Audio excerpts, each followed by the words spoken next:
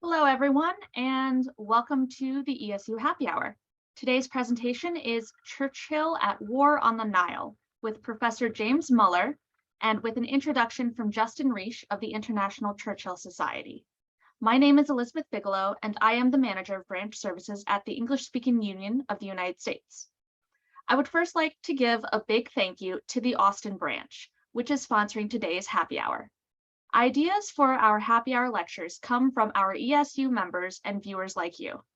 At the end of this program, you will receive a survey in your email where you are encouraged to share your feedback on tonight's lecture. You are also welcome to give us ideas for any upcoming happy hour lectures you would like to see. Some other notes about tonight's presentation. There will be a question and answer session at the end. You may submit your questions using the dedicated Q&A and chat modules at the bottom of your Zoom screen. You may submit questions at any point during the presentation, though do keep in mind that questions will be answered in the order that they are received. I'm proud to say that we have over 240 attendees at tonight's program. And I would like to give a shout out to the branches with the most registered members tonight. Those branches are Central Florida, Greenwich, and New Orleans. And finally, I would like to introduce Ron Luke, co-chair of the program committee of the Austin branch, to start off tonight's program. Well, good morning, good afternoon, or good evening, wherever you may be.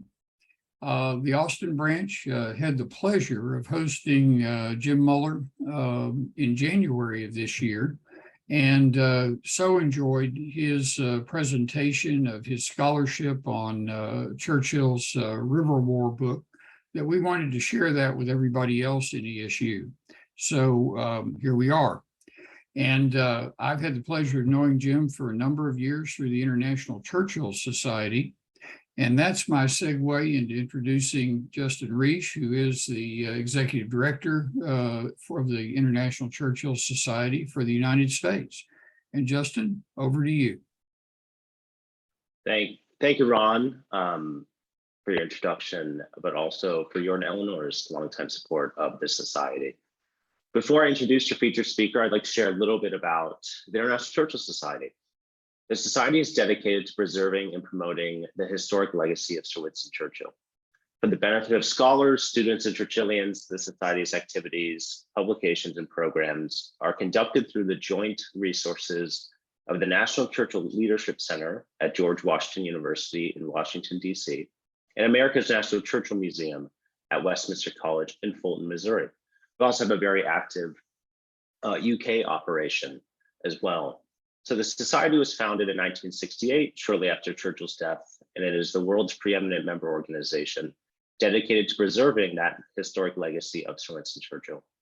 At a time when leadership is challenged at every turn, that legacy looms larger and remains more relevant than ever. Speaking of relevance of Churchill's legacy, last month, the Society presented Ukrainian President Volodymyr Zelensky with its Sir Winston Churchill Leadership Award at a virtual ceremony hosted by Prime Minister Boris Johnson. The award was given to commend President Zelensky's leadership of the courageous Ukrainian people in the face of Russian aggression and adversity. This fall, from October 6th through 8th, the Society and its members will be hosting its annual international conference in Missouri at the National World War I Museum and Memorial in Kansas City, and America's National Churchill Museum in Fulton, Missouri. We have a great program planned, and that includes authors such as Candace Millard, Tim Bouverie, and Angela Stent. Tickets are still available, and I encourage you to visit winstonchurchill.org to learn more. I'm now pleased to introduce my friend, Jim Muller. Jim is professor of political science at the University of Alaska, Anchorage, where he has taught since 1983. After being educated at Harvard. Jim is also the chairman of the board of academic advisors of the International Churchill Society. Jim has published many books in his career, but his most recent book is arguably the most important. It is an edited version of the original text of Winston Churchill's The River War, a historical account of the reconquest of the Sudan.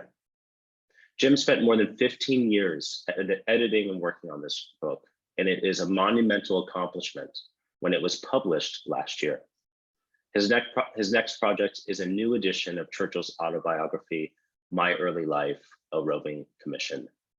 Jim, thank you for doing this, and I'm sure everybody will enjoy your speech. But also, if I could say so, what's the featured drink, and why did you choose it? Well, thank you, Justin, for that very nice introduction, and also Ron and all those at the English Speaking Union who have made this possible. I did actually want to say a word about the cocktail before we start. And the reason for that is that cocktails are not really a British custom.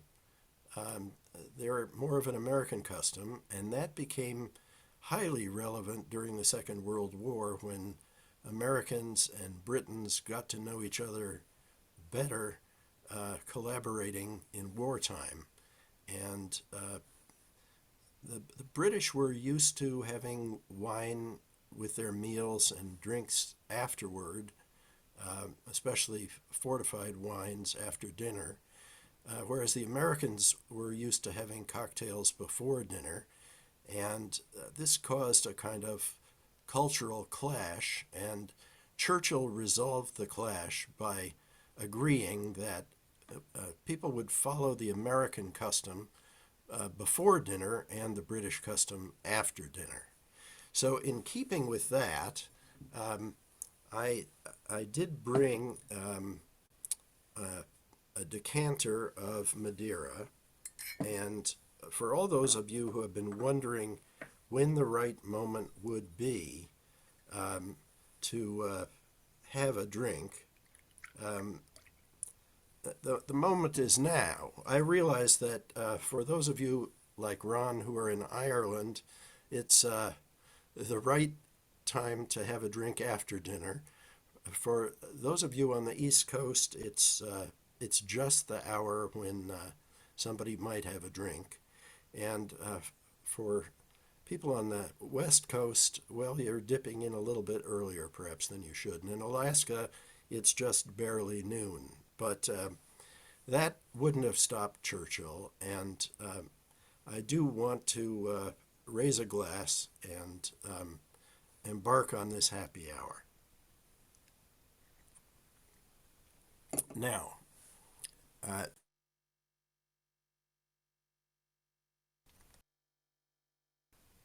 I have to share my screen.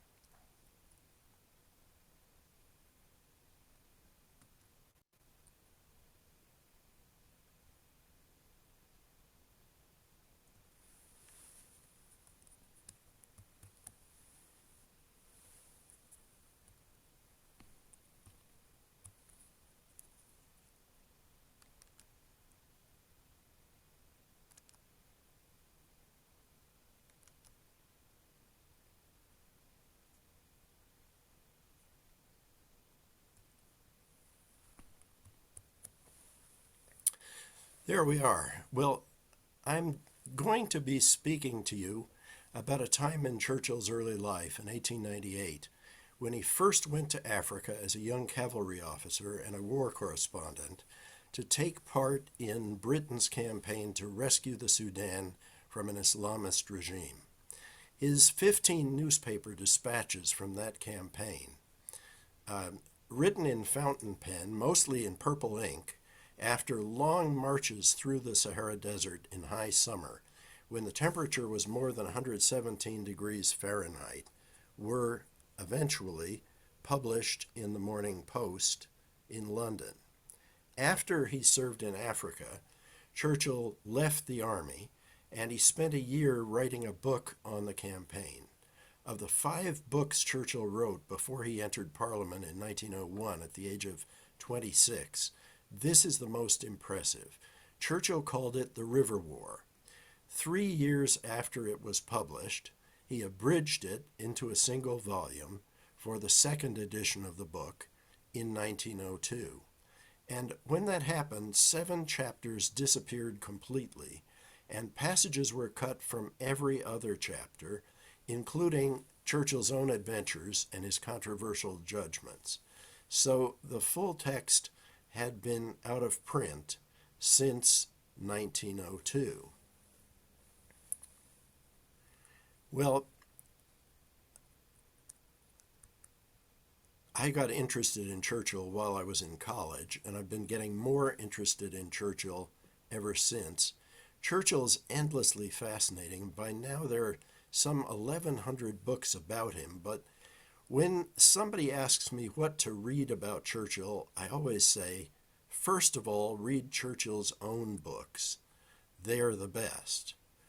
And more than 33 years ago, I began to prepare a new edition of The River War, which has now finally been published in 2 volumes by St. Augustine's Press. On these slides and in the new edition, passages that were left out of the second edition are in red, while passages that remained in the second edition are in black. That way, you'll have some sense of what people miss if they've never read the full 2-volume version of the River War. Churchill, whose regiment was stationed in India in 1898, got to the Sudan in time to ride in the cavalry charge in the climactic Battle of Omdurman across the river from Khartoum. High civilization in Egypt goes back thousands of years, even before the glory of Greece and Rome. It was all made possible by the river, without which Egypt would be only a desert. The river is the Nile, and the annual miracle of its life-giving flood captivated men even before the time of Cleopatra. I've borrowed Paul Klee's painting as the background for our slides today. Churchill was struck by the beauty of the sunsets on the Nile. He wrote in the River War that the wonderful flame pictures baffle memory and are beyond recall. Egypt is a strip of civilization along the Nile, broadening out into the delta just before it flows into the Mediterranean Sea. To remind you of the geography of northeastern Africa, the Nile River has 2 branches, the White Nile and the Blue. The White Nile begins in the Great Lakes of Central Africa, and then it loses much of its water through evaporation as it flows leisurely through the jungle, choked with tangled vegetation called Sud on its way north. If you've seen The African Queen, the movie, you have some idea of how difficult it is to navigate the White Nile through that choked vegetation. The other branch of the river, the Blue Nile, is quite different. It rises in the mountains of Ethiopia. When the snows melt, it comes rushing downstream through a canyon, and then the 2 branches of the Nile meet at Khartoum. 4/5 of the water that flows downstream from Khartoum comes from the Blue Nile, which carries the silt that makes the Nile Delta in Egypt so fertile. That flow is seasonal, and it accounts for the flood that irrigates the banks of the river hundreds of miles north in Egypt. Only one other tributary, as you see on the map, flows into the river north of Khartoum. That's the Atbara River, which dries up into disconnected stagnant pools in the summertime. And then, after that confluence, the Nile flows through the Sahara Desert for 800 miles without gaining one more drop of water. Here's another map of Egypt and the Sudan, one I didn't draw myself, although in this map the newly formed nation of South Sudan, which separated from the Sudan in 2011, isn't shown.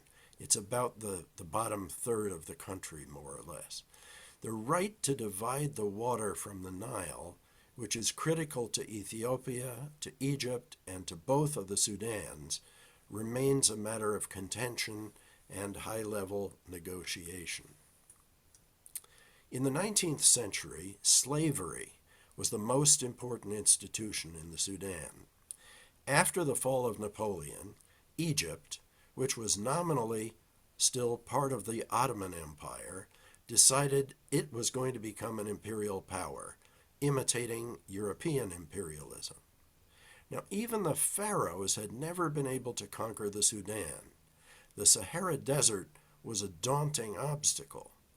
But in the early 1800s, an Egyptian army went up the Nile, down on the map, but up the river, captured Khartoum, and imposed a harsh rule on the Sudanese. And among other things, the Egyptians took over the slave trade.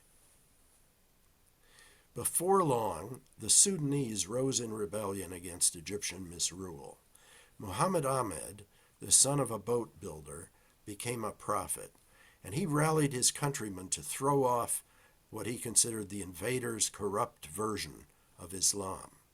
Proclaiming himself the Mahdi, he aspired to make the whole world, including Cairo, Constantinople, and even London, submit to the true faith. Churchill thinks that the Sudanese had good cause to rebel, and his treatment of the Mahdi in the River War is remarkably generous, as this quotation suggests.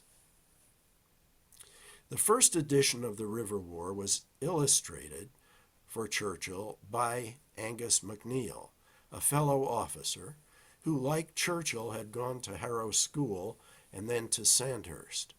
His drawings were left out of the second edition of the book, and they've never been reproduced in any other, but they reappear in this new edition.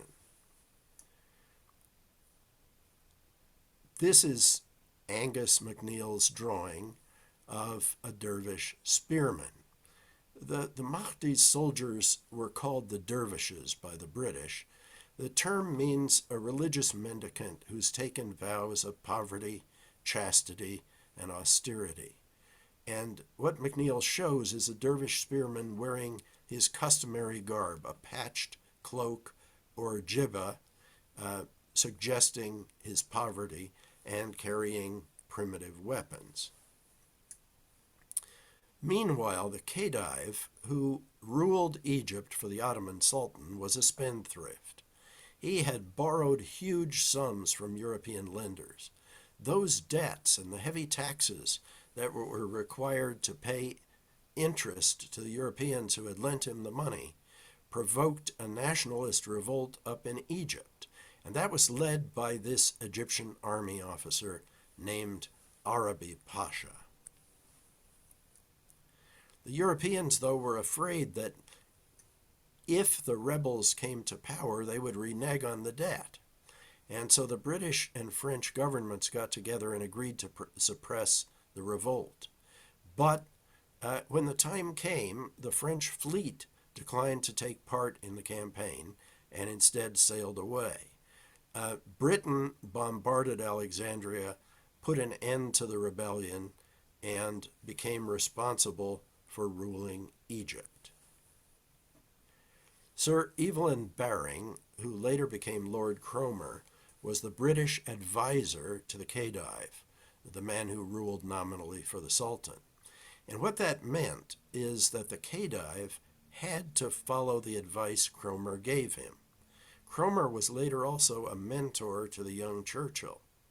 What Cromer tried to do was to put the Egyptian economy on a solid foundation.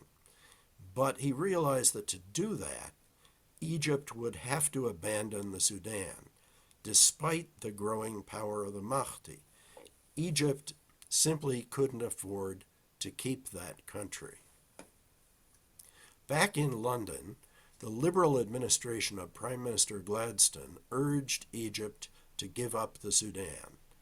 But evacuating Europeans who were in Khartoum became more and more urgent as the Mahdist army, having conquered more and more of the country, surrounded the capital and threatened to capture it. Charles Gordon, who had made his name in China, hence his nickname Chinese Gordon, and had then battled the slave trade as governor of the Sudan, was sent back to Khartoum by the British to save the garrisons. But Gladstone sent him reluctantly, and he sent him without any support. At first, Gordon's reputation awed the Dervish army. They were afraid that a British army would follow. But when they saw that he was only one man on a camel, they tightened their grip on Khartoum. For his part, Gordon dug in and he tried to hold the capital rather than just evacuating the Europeans. Their situation became dire, but Gladstone was loath to lift a finger to help him. This is one person who might have been able to help him. There was an Austrian army officer, Rudolf Slatin, who commanded an Egyptian army in Darfur. But his soldiers became demoralized because they knew that their army was commanded by a Christian. So Slatin told them he was converting to Islam. But his Egyptians were no match for the Dervishes, and so he was defeated and captured by the Mahdi. Slatin wrote to Gordon, who desperately needed assistance from somebody with his military ability. And in his letter, he offered to escape from the Mahdi because though he was forced to wear this leg iron while he was in captivity, which I took a picture of in the Sudan archive up at Durham, he had offered to escape. He thought he could, but Gordon rejected his offer with contempt. And he rejected it because Slatin had forsaken his God. Churchill criticizes Gordon, who is admired as a Christian hero, for rejecting Slatin's offer. Gladstone, in the end, was finally forced to send out not one but two relief expeditions to save Gordon, one going through the desert and the other going along the river.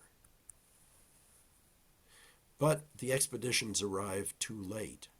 Gordon was put to death by the Dervishes, and he became a martyr. His death left the British discouraged. The Mahdi was triumphant in Khartoum and ruled over all of the Sudan.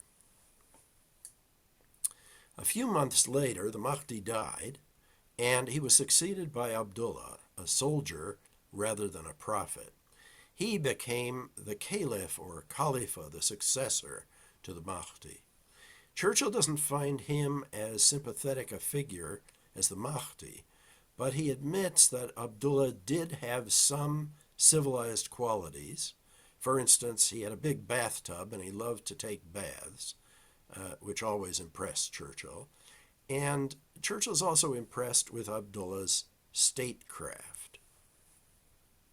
6 years later, the Dervish Empire reached its greatest extent. It ruled much of the present-day Sudan and South Sudan and slivers of what are now Ethiopia and Eritrea as well. Abdullah wasn't able to conquer Egypt as he hoped to do, but he did defeat the Ethiopians and kill their king and made himself master of the Sudan. The British disbanded the old Egyptian army at that point. Cromer wanted to reconquer the Sudan, but not right away. Instead, he formed a new Egyptian army, which grew up under British command, and Herbert Kitchener became the commander-in-chief, or Sirdar, of the Anglo-Egyptian army. Kitchener's intelligence chief, and also an Austrian priest in Dervish captivity, were collecting information about the Mahdist regime.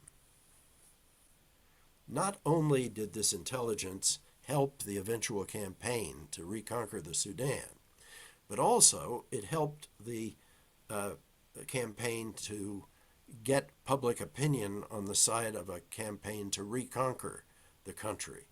With Wingate's help, Ohrwalder published a book about the Dervishes that shocked European readers, and Slatin published another book after escaping from the Mahdi's camp, which was translated into English. And those books helped turn public opinion in Britain in favor of helping Egypt to reconquer the Sudan. Meanwhile, the Ethiopians dealt a crushing defeat to an Italian army at Adowa. This was the first attempt, not Mussolini's attempt later, but the original Italian attempt after Italian unification to acquire an African empire of its own in Africa. And the Italians were unsuccessful. They were beaten by a very capable Ethiopian king. And so the reputation of all Europeans in Africa suffered from the fact that the Africans had been able to defeat this civilized Italian army and send them home in ignominy. Also, a French expedition traversing the continent from west to east, from Senegal to the Red Sea, threatened to prevent a British Cape to Cairo railroad by creating an unbroken blue line of French colonies across Africa instead of the unbroken red line of British colonies that the British aspired to have from South Africa to the Mediterranean. And so, for all these reasons, early in 1896, Britain resolved to help Egypt reconquer the Sudan. The Anglo-Egyptian army, this new army with British officers commanding native Egyptian and Sudanese troops, crossed the border into the Sudan in March 1896. And Kitchener began the campaign by conquering the northernmost province of the Sudan called Dongola, which was the northern part of Nubia, in 1896. The progress of the army was eagerly followed in Britain. Kitchener had the latest weapons, ironclad gunboats with machine guns and cannons, and they followed the army south along the Nile. McNeill's illustrations show the advances in naval engineering that had been made between 1885, when Gordon lost his life, and 1898. But it was difficult to ascend the Nile, and the boats had to be towed or even disassembled and portaged around some of the cataracts of the river. Here's one of McNeill's illustrations of local tribesmen who were rounded up to help pull boats over the cataracts. It didn't always work very well, which is why sometimes they had to be taken apart instead. So it was a very difficult campaign. As you can see in this satellite photo of the Nile, the river has a big bend in it. Kitchener decided to avoid an advance along that particular difficult stretch of the river by building a railroad across the Sahara Desert. And construction of this desert railroad is one of the most dramatic stories in Churchill's book. Experts in England told Kitchener he couldn't build a railway across the desert in wartime. Kitchener decided to build it anyway, and his gamble paid off. Getting to Khartoum was the hard part. Once Kitchener's army reached the Dervish capital, Abdullah's troops were no match for them. When Kitchener needed more engines than England could provide, he bought them from America. In the first edition of the River War, Churchill admits that these American engines, because they had interchangeable parts, stood up in the desert better than the British engines. By spring 1898, the Anglo-Egyptian army had reclaimed the Sudan along the Nile right up to the confluence with the Atbara River, if you remember where that was on the map. They defeated a Dervish army there in the biggest battle of the war so far. And in this picture taken after the battle, you see on the left Colonel Frank Rhodes, Cecil Rhodes's brother, in the pith helmet. You can't really see his face very well. He was wounded later in the campaign. And the reason he's important is he was the original editor of the River War. So you're listening today to his successor. Churchill, a young cavalry officer serving in India, had been following the campaign attentively, and he was eager to be part of it. But the Sudan is a long way from India, and the climax of the war was fast approaching. Churchill enlisted his mother's help to get him to Egypt. Churchill had had his baptism of fire earlier in Cuba with Spanish forces in 1895, on, or more likely about, his 21st birthday, when he was first shot at.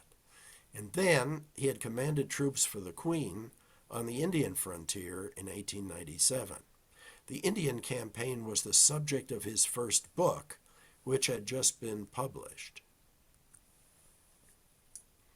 By a stroke of luck, the Prime Minister, Lord Salisbury, who had not always been friendly to Churchill's father, happened to read Churchill's book, and he invited Churchill to Downing Street for a chat.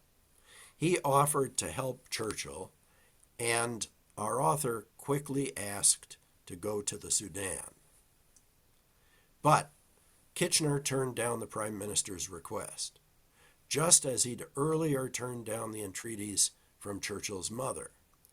It was only because Kitchener's Anglo-Egyptian army was being augmented, beefed up, by a few regular British troops, just so it didn't suffer the same sad fate that the armies had suffered in the 1880s, that Churchill was able to take part in the campaign despite Kitchener's opposition. But because of all that, Churchill barely got to Africa in time for the climax of the campaign.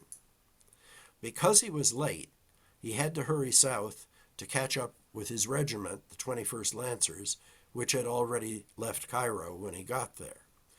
As Churchill tells us in the first edition of the River War, but it's left out in the second, he got lost in the desert, and he had to find his own way back to safety.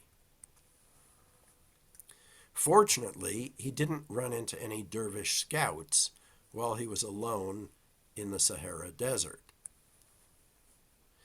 When he and the army drew near to Khartoum, he could hear the drums and also the ombia, a horn made from an elephant's trunk that helped to keep up the good order and the morale of Abdullah's army. He was also impressed by the Dervishes' battle flags, which marked parts of the Mahdist army, commanded by the Khalifa's subordinate Khalifas and Emirs. And these banners reminded Churchill of the Bayeux tapestry he had seen in France. The climax of the campaign was the Battle of Omdurman. The Sirdar's gunboats and machine guns made it a very unequal battle for the Dervishes, who were mown down by the hundreds. Most of the British casualties, which were many fewer, took place among the 21st Lancers, who were ordered to charge into a watercourse that turned out to be full of Dervishes. And there, in the hand-to-hand fighting, the odds were much more even. Churchill who fought with a brand new Mauser pistol he had bought in London instead of a sword because he had injured his shoulder in India climbing out of a lighter in Bombay Harbor and didn't think he would have the strength to use a sword in combat. Churchill suffered no harm to himself or to his horse. Even before the Anglo-Egyptian army entered the Dervish capital of Omdurman, across the river from Khartoum, which is the new capital the Dervishes had built, Kitchener's gunboats had done serious damage to the tomb of the Mahdi. Targeting this tomb was controversial, and Churchill was one of the critics. In the first edition of the River War, he writes a lengthy critique of Kitchener's bombardment of the tomb. Like many of his criticisms, it's softened in the abridged second edition. Churchill, who had noticed how the British treated native religions with respect in India, thought it was a mistake to depart from that prudent policy in the Sudan. Kitchener had the Mahdi's skull made into an inkwell, which he used until Queen Victoria and Lord Cromer discovered it and insisted on having the skull which was all that was left of the body, the rest the bones having been thrown into the Nile. And so Cromer insisted on having the skull properly reburied in Wadi Halfa in Egypt. Churchill argues that if the British are going to treat the Sudanese with savagery, that makes them no better than the Dervishes. Eventually, much later, after the Second World War, the British allowed the Sudanese to rebuild the tomb of the Mahdi, which then became again a place of pilgrimage. Because of his criticisms of Kitchener, for this and other reasons, Churchill damns him by faint praise in the first edition of the River War.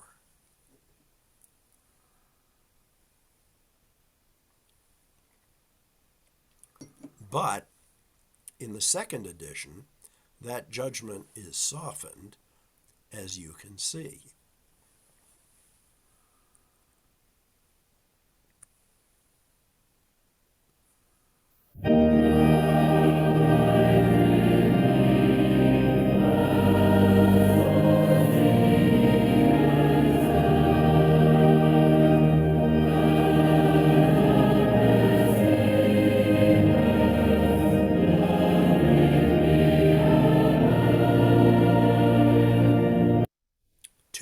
After the battle, a memorial service was held for Charles Gordon in the ruins of his palace in Khartoum, where Gordon's favorite hymn, "Abide with Me," was sung. And then, for the first time during the campaign, the British raised a Union flag, which you can see in the picture, larger than the Egyptian flag, which is the same as the current Turkish flag. But Churchill didn't attend. He slept through the service.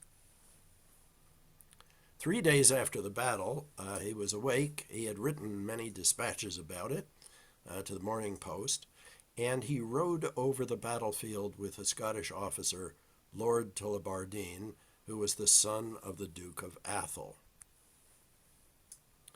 In one of the most unforgettable chapters of the book, which is one of the ones that's entirely omitted from the abridged edition, Churchill describes the suffering of the wounded dervishes who were neglected and still dying on the battlefield.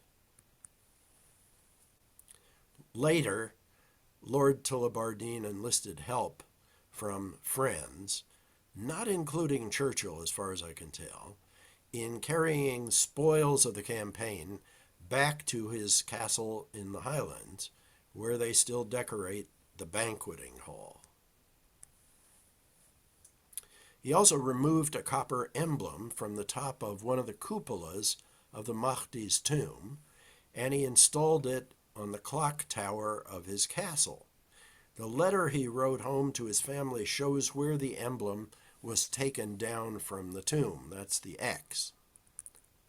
Unfortunately, the clock tower burned down in the 20th century, and the emblem melted in the fire. So what you see in the photo is a reconstruction of the tower and a replica of the emblem up at the top. Churchill left the Sudan soon after the battle, taking Nile steamers and connecting them to the desert railway north. At a station in the desert, the train broke down. The Arab engine driver attributed the delay to Allah, discerning perhaps some wise purpose in the delay. But the British soldiers aboard were afraid they might have to wait until the next day for another engine and spend the night in the desert. That didn't happen because of a lieutenant, or as the British say, lieutenant, in the Grenadier Guards, who had experience driving trains, Frederick Harvey Bathurst. He happened to be born into a family which owned a large tract of land in Britain, and when railroads began to be built in the middle of the 18th century, the 19th century, the 1800s, Harvey Bathurst was a child, and his family agreed to have the train traverse its lands on the condition that anyone in the family could stop the train anytime for a whistle stop and jump aboard and ride it wherever they wanted to go, just like the Alaska Railroad trains in the winter that take people to cabins they couldn't otherwise reach on the road system. And I don't think many people in the Harvey Bathurst family took advantage of this, but Frederick, the son, had done it all during his childhood, and he knew everything about engines. And he rolled up his sleeves in the Sahara Desert and figured out what the problem was and got the engine moving again. Some of the other officers thought his conduct was unbecoming to a British gentleman, but Churchill admired his ability. The reason I mentioned that episode is that it provoked a Churchillian effusion in one of the chapters of the first edition that's omitted in the second edition. And here's the quotation I'm talking about.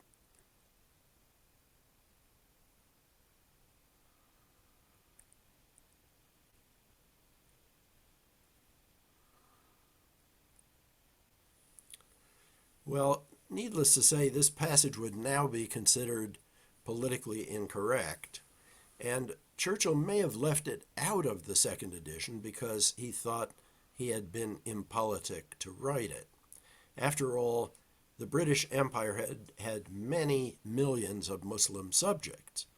A few years ago, in fact, a British politician, I should really say an aspiring politician, was even arrested for quoting this passage in public. But it is hard to object to Churchill's criticism of people who treat women as property. And this passage, which people looked for in vain in the abridged edition, has been restored in the new edition.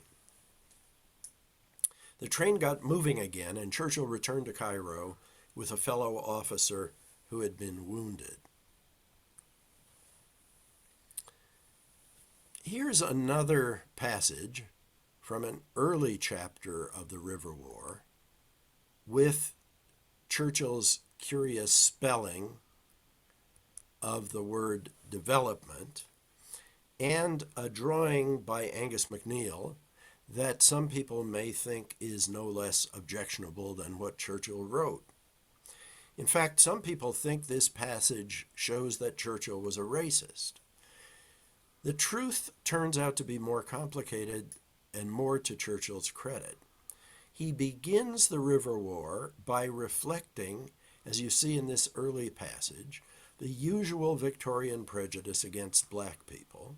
But then as the book goes on, he deliberately and repeatedly undermines that prejudice. By the end of the book, having rejected the usual prejudice, Churchill argues that the 10th Sudanese, who are a black regiment in the Anglo-Egyptian army, ranks with the best troops of the empire, British or native. And he even argues that their charge in a subsequent battle after Churchill had gone home was finer than the famous charge of the 21st Lancers at Omdurman. Against the usual view among British officers that black soldiers wouldn't make good cavalry troopers, Churchill, in the first edition of the book, includes a footnote approving of the formation of black squadrons of cavalry troopers. His aim is to weaken prejudice by offering examples that disprove it and encouraging opportunities that have been denied to black people on account of prejudices up till now. To return to the Dervish soldiers and what people in Britain should think of them, Churchill denies that they were mad fanatics for pitting their trashy weapons against the machine guns and the gunboats of a far more advanced enemy. In fact, Churchill claims that they were as brave men as ever walked the earth, and that they fought to the death because they were noble and honorable, not because they were fanatics. His magnanimity to a defeated enemy was controversial when he published it in 1899, but it remained his lifelong view. Here is obviously a much older Churchill inspecting bomb damage in London during the Blitz.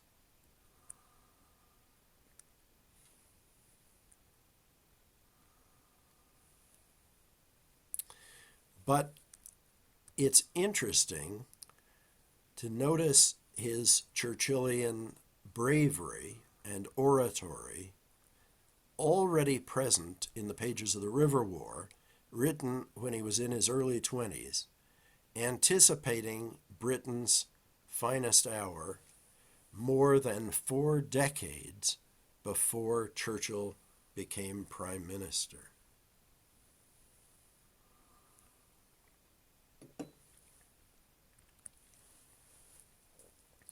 Churchill spent a year after the campaign writing the River War. He used the dispatches he'd written to the Morning Post as raw material, but he also studied the history of the Sudan. He considered how Britain had changed the future of the country by reconquering it, and he asked whether that would help the people of the Sudan or hurt them. In the book, he's lukewarm about imperialism, grand projects of development, higher education, Christian missionary work, and grasping British entrepreneurs in the Sudan. In fact, he thinks the country is going to need a long time to recover from the war. But Churchill was not actually in England to separate the launch of the River War on November 6th, 1899. He had left just a few weeks earlier on a ship bound for Cape Town, which made a brief stop in Madeira, where he first set foot on that Portuguese island, on the way to South Africa. And the adventures he had in the South African War, where he was captured and imprisoned by the Boers, but managed to escape by returning to friendly territory in Portuguese East Africa, now Mozambique, made Churchill famous. Before long, he was elected to the House of Commons, where he took his seat as a member of Parliament for Oldham early in 1901. More than half a century later, nearing the end of his political career in October 1952, Churchill welcomed the posthumous son of the Mahdi, a man who'd been born because the Mahdi had taken a new wife shortly before he died, and she was with child when the Mahdi died, and so then this man was born after his father's death. Churchill welcomed him to number 10 Downing Street in anticipation of Sudanese independence, which was granted on the 1st of January, 1956. As the world awoke to the danger from the pandemic, I was finally getting close to publishing the new edition of the River War, which I had begun so long before in 1989 on our wedding trip in London, when I discovered the original 2-volume edition of the book at the British Library. As my wife Judith would tell you, it was probably the pandemic that allowed me to finish, finally. I didn't make any trip to England in 2020. I didn't really stray very far from my seat in my study all summer, and one afternoon she took this picture of me while I was checking my matrix of all the files for the more than 100 different parts of the book that was going to be published. So at that point, I thought the River War was almost finished, but it turned out there was a lot more to do before the book could be published. It turned out to be a real multinational project. It was published by St. Augustine's Press in Indiana, but typesetting had begun 15 years earlier in the most populous English-speaking country in the world, in Coimbatore in the Tamil Nadu province of southern India, not far from Bangalore, where Churchill in fact wrote part of the book in the first place while he was stationed there as a cavalry officer. The publisher found that the Indian typesetters were very diligent and careful, and Judith and I went to India in 2018 to see some of the Churchill sites there.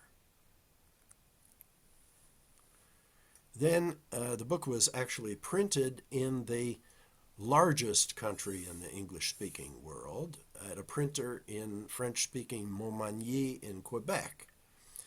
This new edition of the River War, which you see in the picture, has the full unabridged text of the 2-volume first edition of the River War, and the whole book is printed in 2 colors, black and red, to show what remained, what was revised, what was cut out, and what was added when the book was abridged, as it was just 3 years later. All the original drawings by Angus MacNeill, which were left out of the abridged edition, have been restored in the new edition, and a new appendix has been added with dozens of MacNeill's other illustrations from the Nile campaign. All the maps in full color, some of them folding out, most of which disappeared from later editions of the River War, have been restored in this new edition to appear just as they were in the first edition. I'm grateful to Churchill's daughter, Lady Soames, who wrote the foreword to the new edition before she died, to Richard Langworth, founder of the Churchill Society, who encouraged this project from the beginning, to Bruce and Benjamin Fingerhut, my publishers at St. Augustine's Press, to Alan Packwood and his staff at the Churchill Archives Center, to Jane Logan and her colleagues at the Sudan Archive in Durham, to my collaborator and my great English friend, the late Paul Courtney, to whom the book is dedicated, and to the International Churchill Society over the years for so much steady support and assistance. Churchill's books are highly collectible, and there was an interest in having a limited edition of the book, a boxed set of the 2 volumes in full Morocco goatskin with gilt edges and marbled end papers, the Mahdi's tomb on the spines, and a British gunboat on the front covers with Churchill's signature just as they were in the first edition. And one of Canada's best bookbinders put the edition together. I'm afraid subscribers had to pay 10 times more for these books than for the trade issue, but the 50 sets were sold out before the publication date. Even more limited was the issue presented to donors to the 2006 International Churchill Conference in Chicago, who had been waiting 15 years to get their books. I do want to mention that thanks to a very generous review in the Wall Street Journal by Andrew Roberts before the book appeared, the first printing sold out immediately, and a bigger second printing is now sold out too at the publisher. But there are still a few books available, not many apparently, because my students in a seminar I'm teaching this fall on the River War have been snapping up some of the last ones, but I think there are still some available either at the Churchill Book Collector in San Diego or through Chartwell Booksellers in New York City. And so I recommend you go there if you're eager to get a copy of the book soon. The publisher's working on a third printing, but we don't know quite when that will be available. Let's hope before the holidays, but I'm not sure. This is a picture of Churchill's great-grandson, Randolph, and he's reading, as you can see by the fact that he's in the first volume and toward the beginning, he's reading the foreword written by his aunt, Churchill's daughter, Mary, with her personal appreciation of what she learned about her father's ambition and the beginnings of his literary career by reading, as she did, both the first and the second editions of the book. So, by the time you finish reading the new edition, you'll have the whole story of what Winston Churchill sought to teach his readers after his experience of war on the Nile. I thank you for your kind attention, and the floor is now open for questions, which I hope we'll have plenty of. This is the most fun part, and discussion. Okay, wonderful. Thank you so much, Professor Muller, for that stunning and engaging presentation. I would like to remind everyone, of course, that the International Churchill Conference will be taking place in Kansas City from October 6th to October 8th. We do have a branch in Kansas City, the ESU Kansas City branch, headed by our own Mr. Jeff Schnabel and Mr. Ben Martin. So go ahead and check that out. I will also put a link in the chat if people want to see more information about that. And without further ado, I will go ahead and get started on the questions. Our first question comes from Phil Williams of the Charlottesville branch. He is wondering if the Mahdists could have been considered Shia Muslims that had stemmed from the Fatimid Caliphate of the 10th and 11th centuries in Egypt. No, they were Sunnites, but they were certainly well aware of Shiite Islam, but they considered it a lamentable heresy. But it's interesting that both in Shiite Islam and in Sunni Islam, though we're more familiar with the idea in Shiite Islam these days because of the Ayatollah Khomeini and his cruel successors in Iran, this idea of a Mahdi, a messianic figure who would restore the true faith of Islam is important. And in the Sunni version of Islam, it's sort of an alternative version to the most standard kind of Islam, but it's an idea that has some support in the Quran and in other holy writings in Islam. Okay, wonderful. Thank you. I would also like to remind anyone, if you would like to submit a question, please note that you can submit them via the Q&A or the chat modules at the bottom of your Zoom screen. Our next question is about the River War. What makes the River War stand out among all of the books that Churchill wrote? Well, it's interesting that late in life, when Churchill was prime minister again after World War II in the early 50s, he won, as you may remember, the Nobel Prize, but not the Peace Prize, which he hoped to win, but the Nobel Prize in Literature.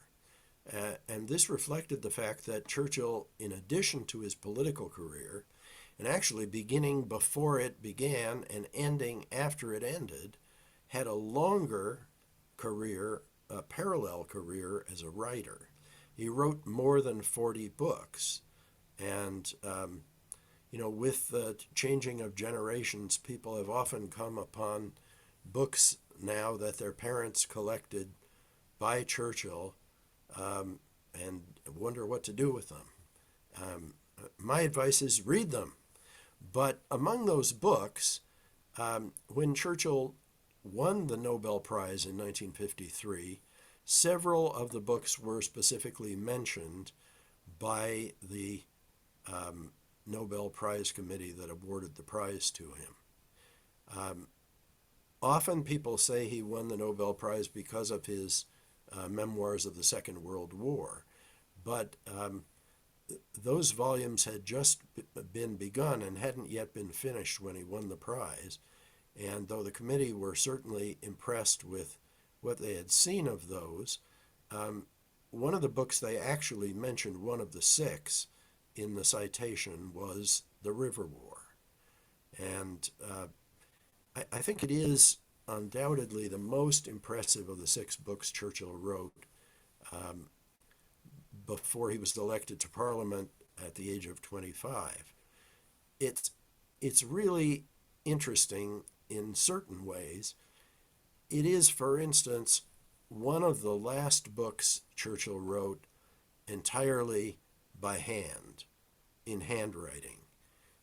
And therefore, it's a great shame that we don't have manuscripts of much of the book, holograph, that is handwritten manuscripts.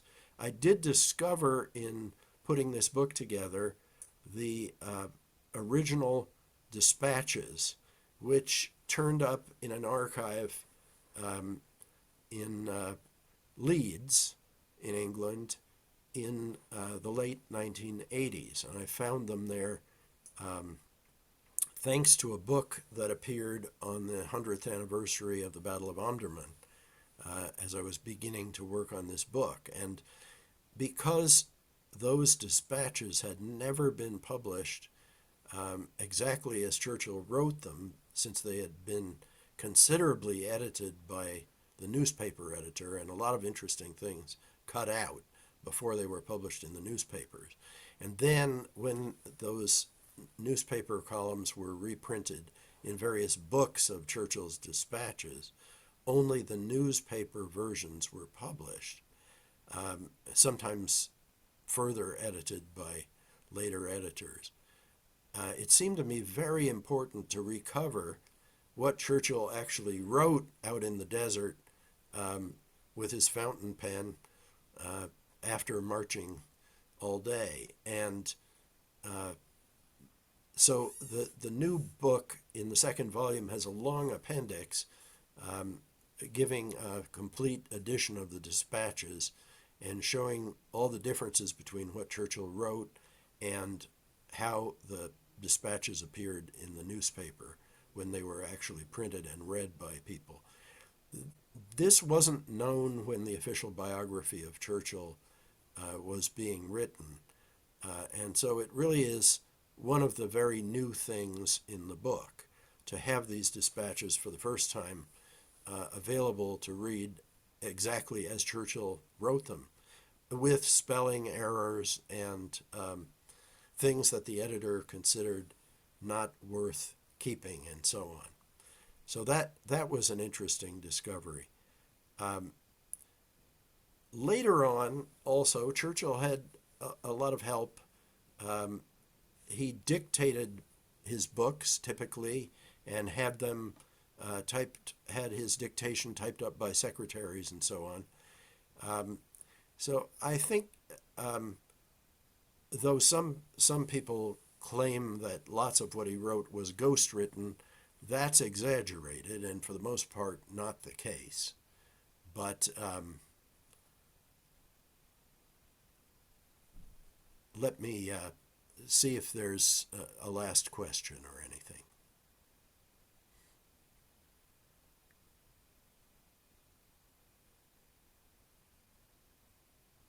Okay, wonderful. And then yeah, as one last question before we close out, Sophie Schubert with the Jacksonville branch is wondering if you have read The Splendid and the Vile by Erik Larson, and if so, what your thoughts are of its portrayal of Churchill.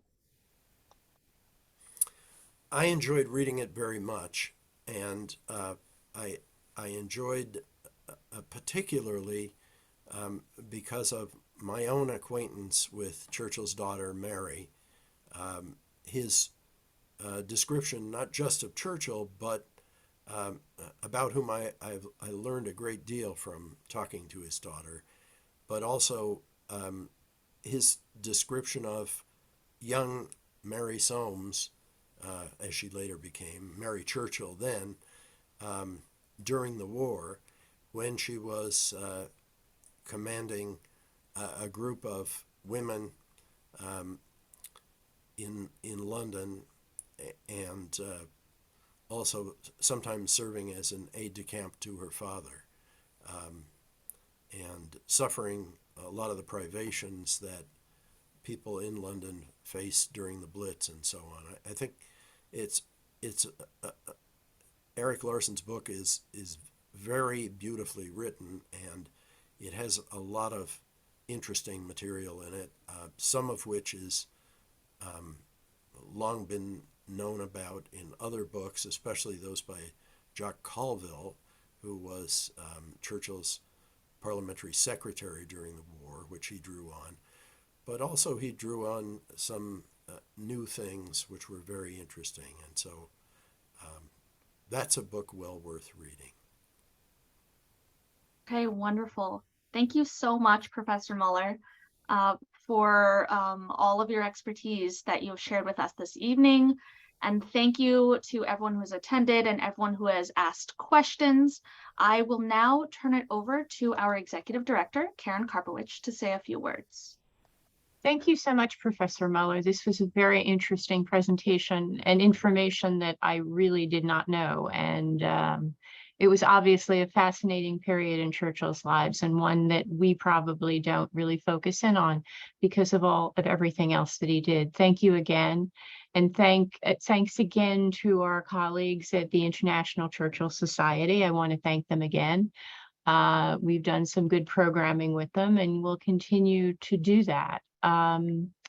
Again, I'd like to thank Ron Luke and the Austin branch for making this happen, and the entire Happy Hour committee, which again is curated by you, our actual members of our branches.